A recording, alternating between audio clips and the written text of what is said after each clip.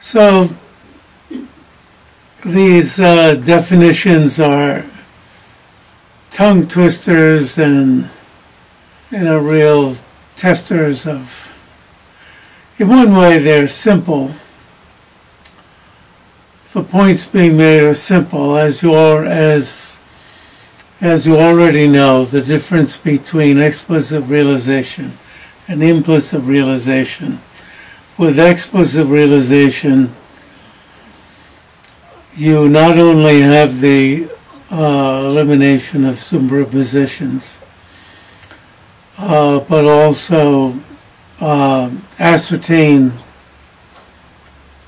what you're getting at the same time. Is it two-step or at the same time? I'll commit myself to same time.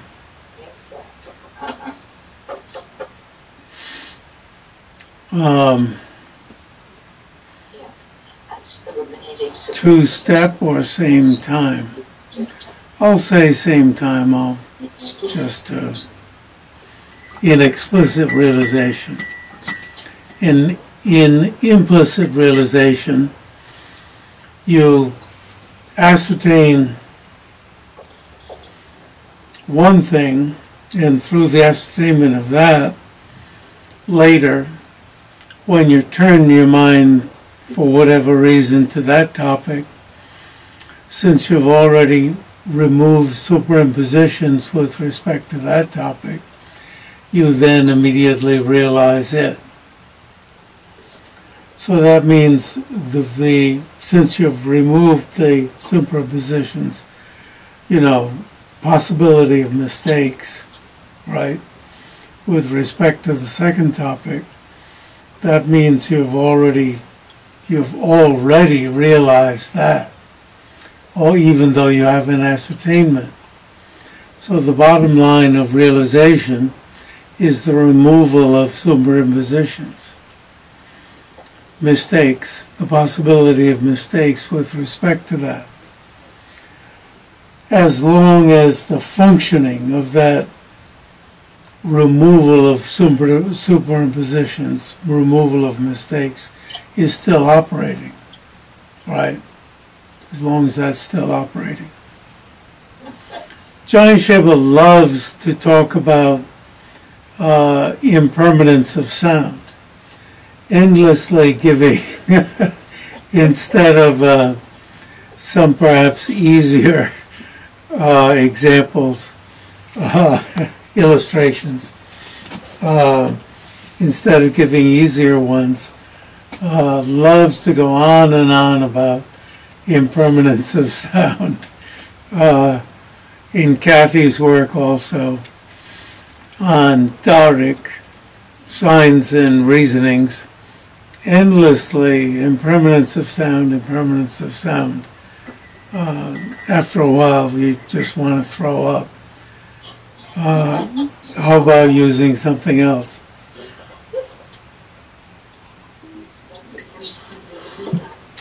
But in any case, as if he's talking to those who hold sound to be permanent. As if you have to force it down the throats of those who hold sound to be permanent. As if we're still, as if we're Indians.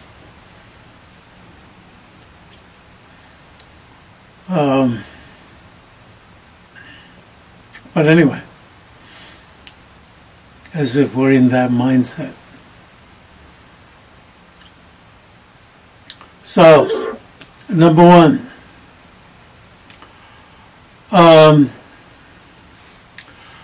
so I was having fun this morning. A lot of people think that in this instance, you're on, I hope you know where we are.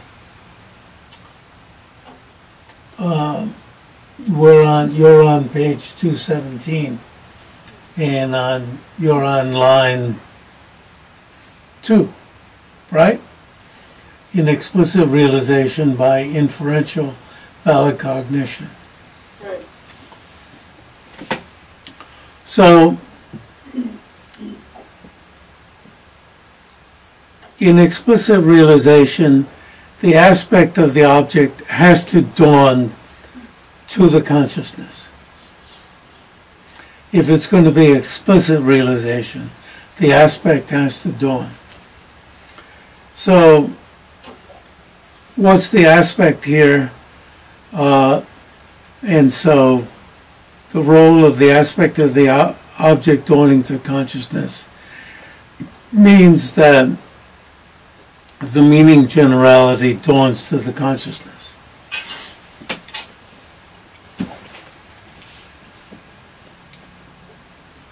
Now,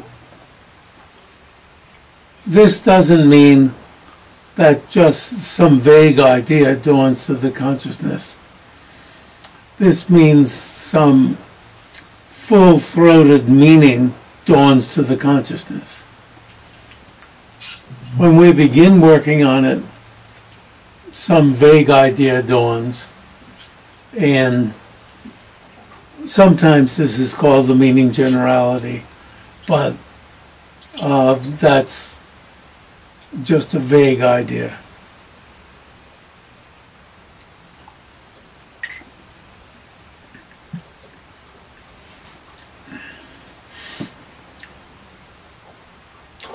And I was trying to think of all the things that we might think, you know,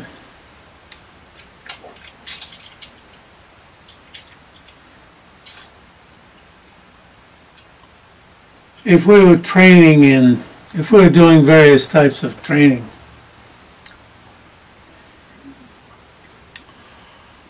for instance, in giving, what do you call it when somebody's choking? You know, Heimlich maneuver. You might begin by looking at a cartoon of it. The next step might be to look at a short film of it. You know? The next step might be to, and this does happen in first aid, you'd work on working on a doll, small doll. You might think then graduate to working on a full-size mannequin. What would be a non-sexist word for mannequin? Humican. Dummy. What would be a smartican? Mannequin, humican, dummy, smarty.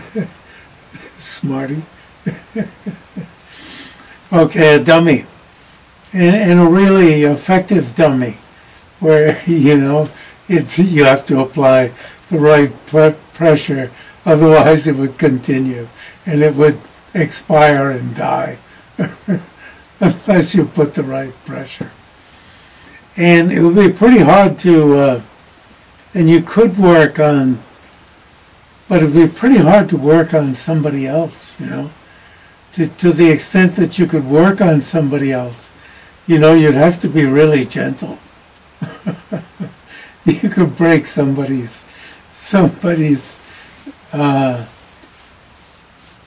ribs, right? But you could get a little sense, you know, put a, you know, how much could you do? And then when you actually did it, you know, that would be quite different. So, you know, would you compare actually doing it to direct perception?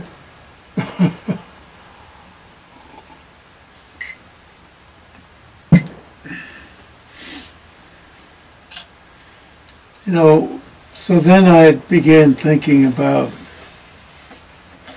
I was trying to make comparisons. In the Second World War, I forget what it was, when soldiers were, the soldiers in the Second World War are called the greatest generation. Well, apparently, the greatest generation, I may be too harsh, but apparently it was, I think it's either 15%, only 15% actually shot within Americans, actually shot at other soldiers, or it was 25%. So let's be generous and call it 25%. They actually shot into the air. A study was done, and they shot into the air. And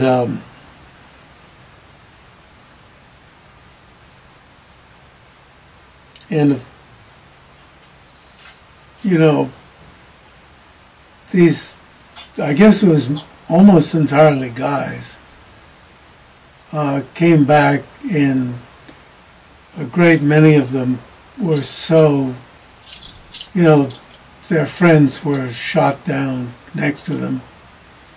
And of course, if 25% of them actually shot at people,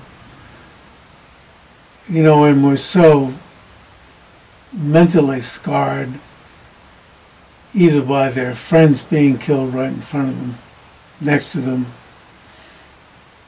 they didn't talk about it. It was really tough. Plus, I don't know how much you'd talk about if you just shot in the air.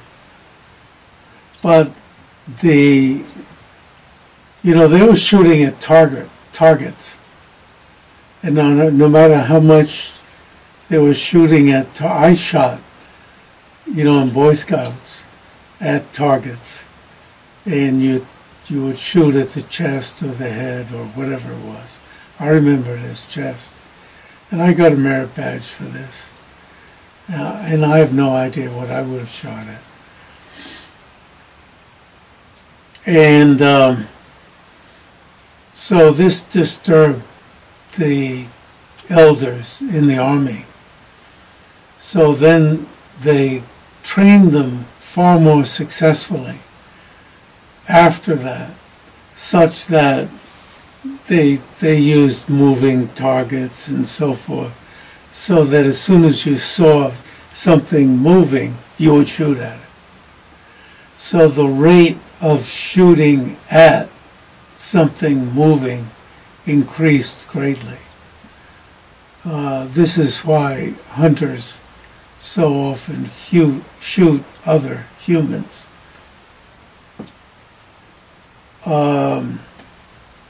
And so the training, you understand where I'm going.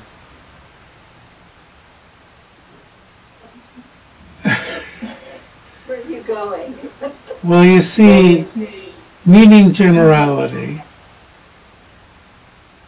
What is a meaning generality? How much does the meaning generality correspond with the actual object?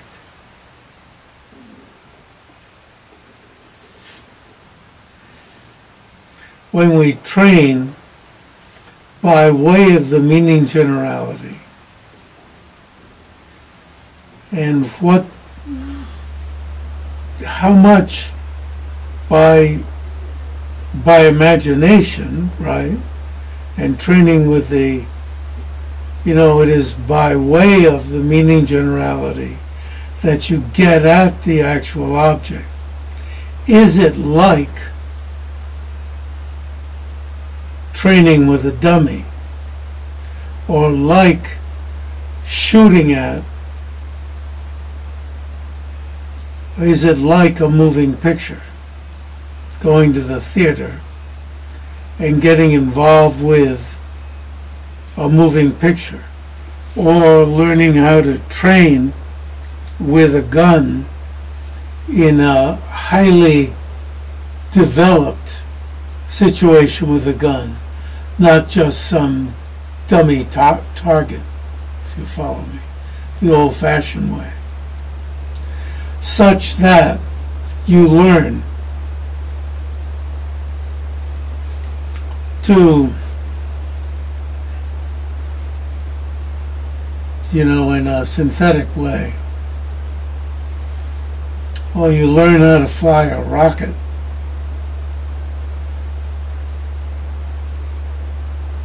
in a synthetic situation, so that you're so highly trained that you can pretty much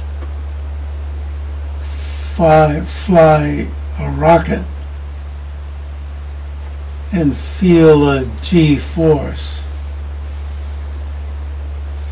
And so it's pretty much like direct perception. Because it's Flight simulator. Yeah, simulator, right. Flight simulator. Yeah, flight simulator and battle simulator. And then when you actually go and kill, the effect of,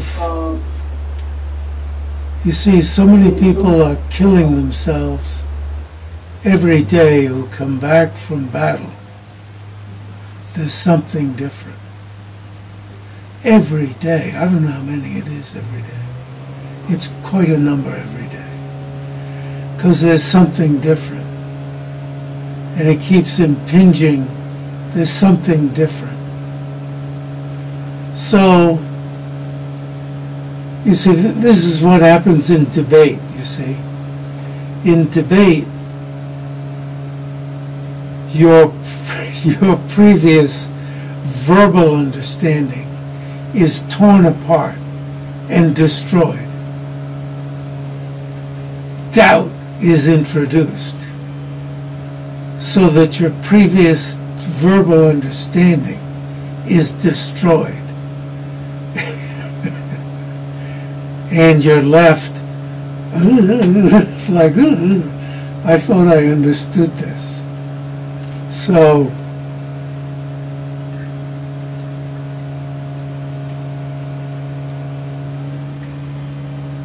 questions are brought up that break down your seemingly previous solid understanding. Now, it's not for the sake of shattering your understanding and causing you to revert to, some people are caused to revert to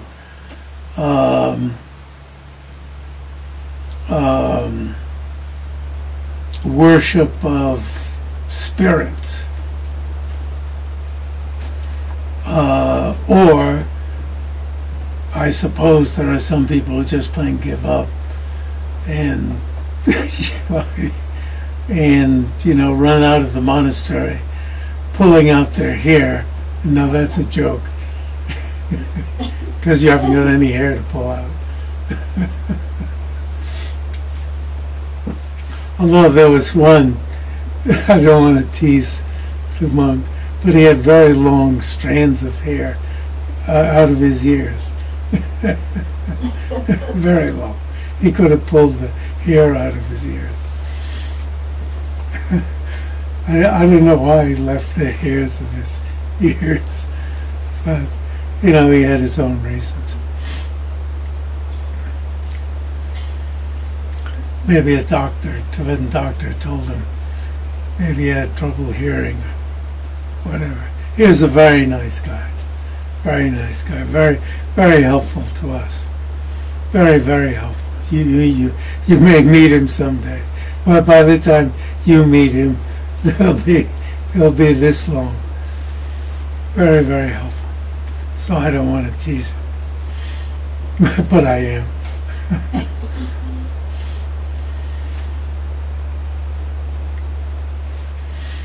but it calls you to do a whole lot of thinking. So you see, what is the difference between this even high level of verbal understanding? Now it's said that even with the high level of verbal understanding, when the meaning generality appears, dawns, the word dawn meaning like, the word dawn is like the dawning of the sun, sunrise. Not sunrise, dawning of the sun. The sunrise? Dawning, dawn comes before sunrise, yes. Dawn before the sun. Yeah, dawn comes before the sunrise. I don't know what the word for sunrise is in Tibetan.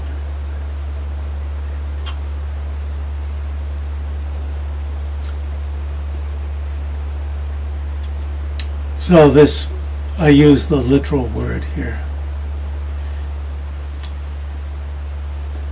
The dawning of the meaning generality is nothing vague, nothing vague.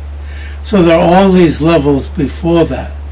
So there is the sound generality. The sound generality is when, impermanence of sound is just the word, impermanence. You don't know what it means. What does impermanence mean? It means kechigma, momentariness, the momentariness of sound. You see, and why momentariness of sound is such a bad example, in that sound disappears momentarily. So unless you're addicted to sound being a quality of space, and space being permanent, you see, because of what you were taught by your, I don't want to say Hindu, because that's a general term, by your, for instance, Sankhya teacher.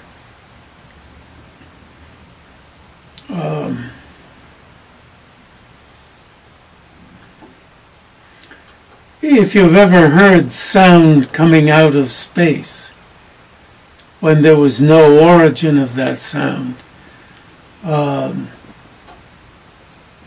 you would have a,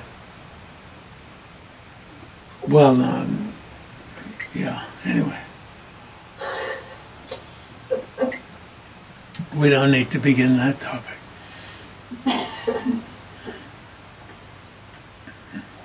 So the Vedas are in space.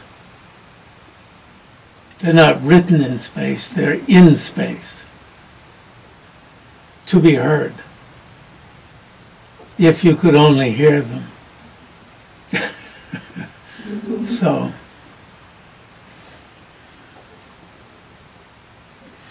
can I add something? Yes.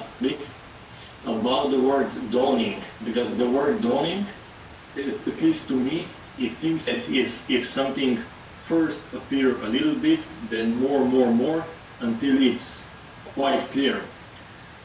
Or this is not the intended meaning. It just, because I think maybe meaning generality appears instantaneously. It's not like dawning slowly. Yeah, it's not dawning. Yeah, right. That's a very good point. Now this is dawn, like instantaneously.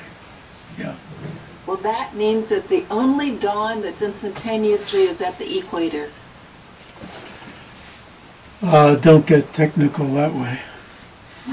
I think I've told the story of being on the Ganga and lying on the boat being the lazy person I am, and looking up into darkness, and suddenly it was dawn.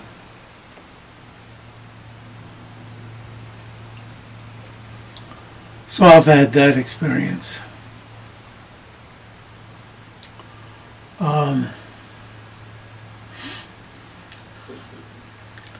Don't ask me how.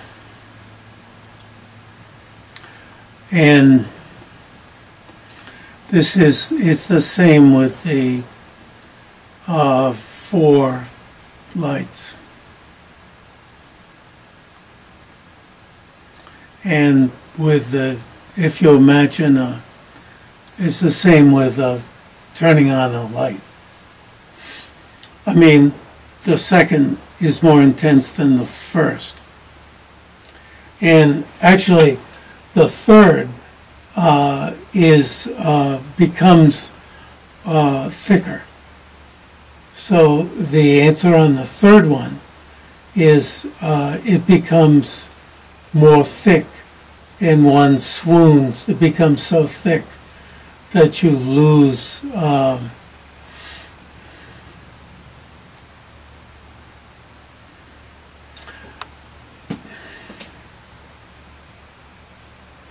you swoon. Swoon is a good word. The easier word is you lose awareness, but it's a different. That means you swoon, you pass out. So that means that there is a difference in intensity, but that intensity is described as thickness. Becomes so thick, and then in the midst of that, having swooned, that's cleared away, and you're in the fundamental innate mind of clear light. But that doesn't like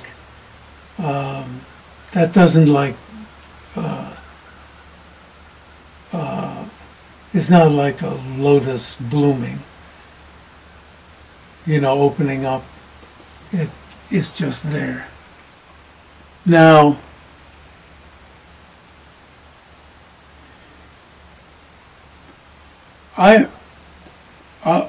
what I began saying was I had an interesting time this morning playing with these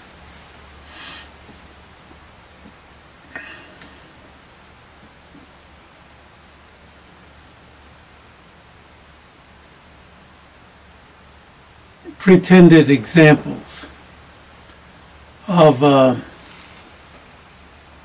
I started with a cartoon, and then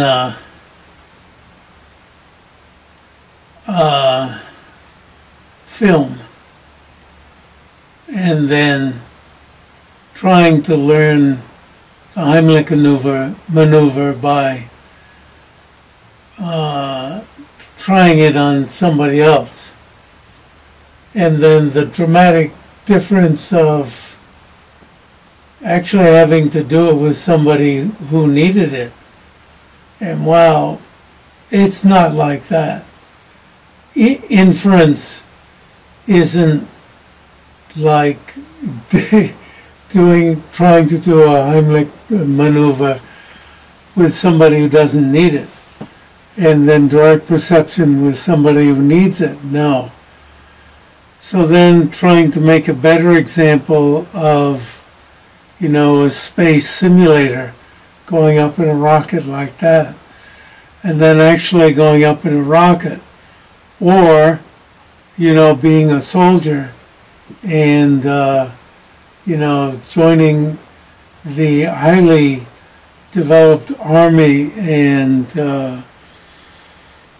all that somebody like that would go through, and then actually going out on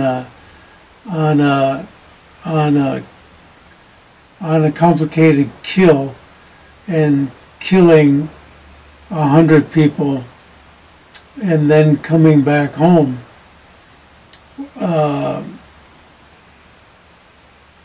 Inference isn't like that. Inference is supposedly really getting at it and then going over the path of preparation, and yet there's something different, quite different about the path of seeing, directly experiencing. And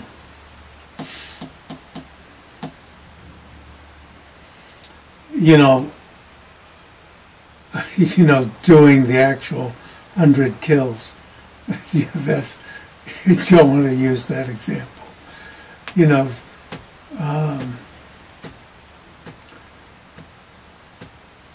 Going to 100 restaurants serially, maybe, and then doing the 100 restaurants all at one time. What do you say?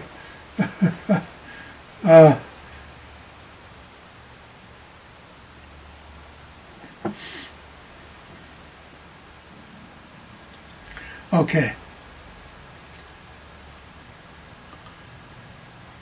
Now what's claimed, you see, you're not, a lot of people want to say, is that you're realizing the meaning generality, but you're not realizing the meaning generality. You are realizing impermanence by way of the meaning generality. Wow, and what does that mean? You see, you're eliminating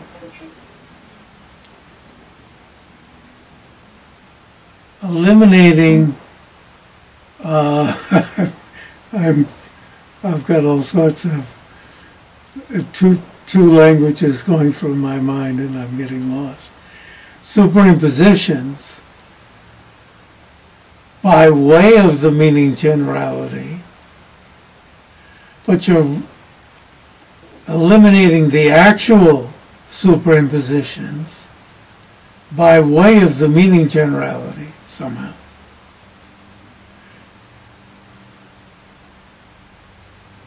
If it's explicit realization, you are explicitly realizing impermanence or emptiness, right?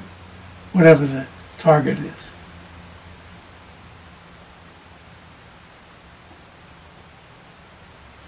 Okay, just, raising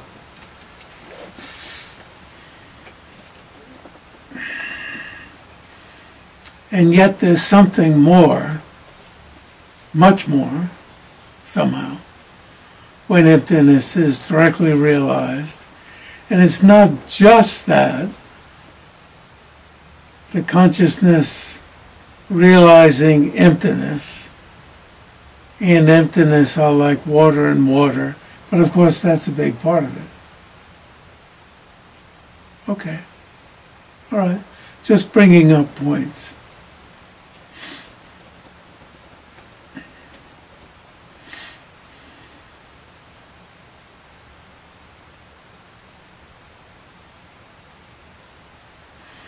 So,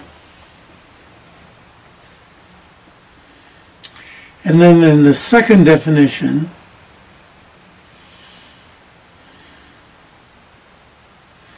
and then it's important to realize what the second definition you have to read after the definition to realize, you understand what it's a definition of. The definition of realizing another phenomenon by the power of that inferential cognition.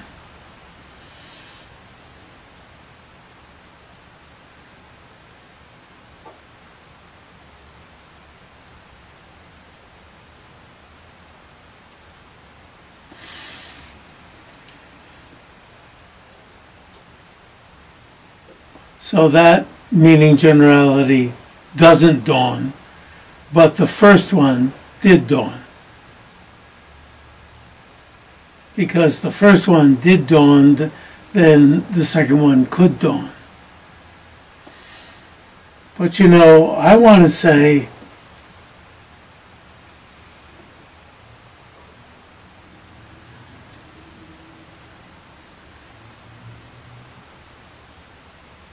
you know, when Tarbo raised the point, I wanted to immediately say, the first one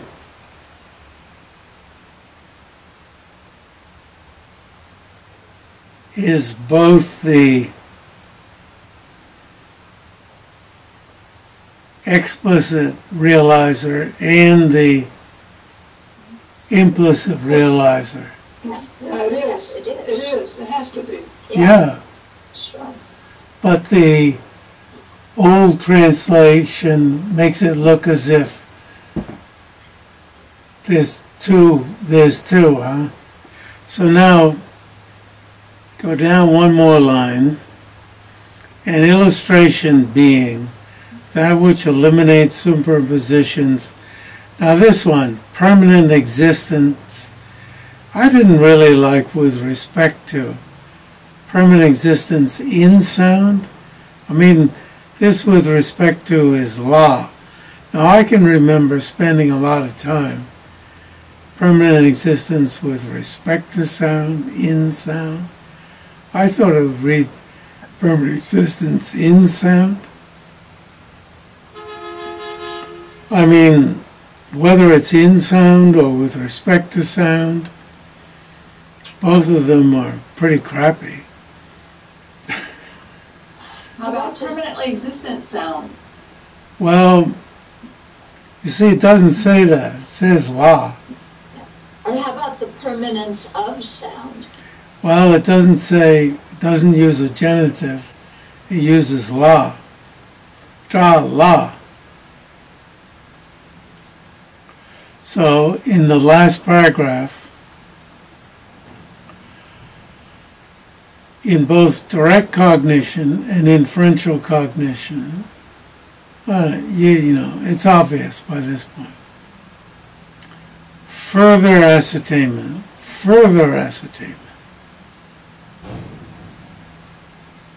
Yeah, further ascertainment. So the bottom line realization occurred in the initial one. Further ascertainment, the ascertainment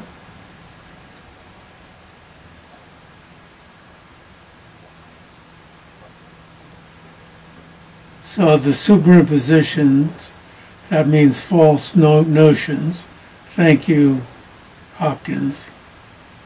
You know, that guy. With regard to this further object has been eliminated. Further object? Yeah, a further object has been eliminated. Okay. Now then, gets really cool. Have we finished? 10:19. Maybe we should stop. Because that's kind of enough to bend my mind. Maybe it's just as you can see, my cold is somewhat gone. So then, what is spelled out here, and it's really cool, I think, what this guy wrote. I don't know who he is. You know, I'm now the later version of this guy. Taking what Jam-yang-shay-pa says and plugging it into what Gyaltsab said. As if Gyaltsab, you know, actually wrote down what Tsongkhapa said and plugging it into what Gyaltsab said. I thought it was really cool. I thought, oh, that's nice.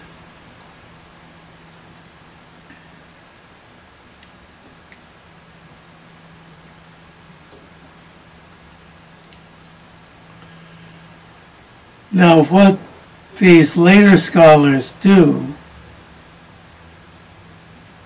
is to try to figure out some way of saying this that doesn't quite say explicit and implicit.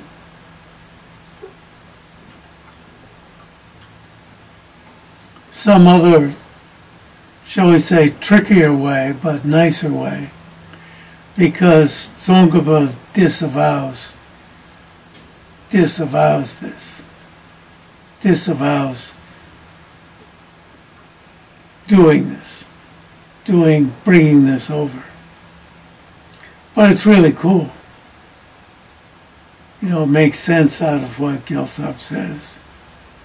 But, bye. Bye.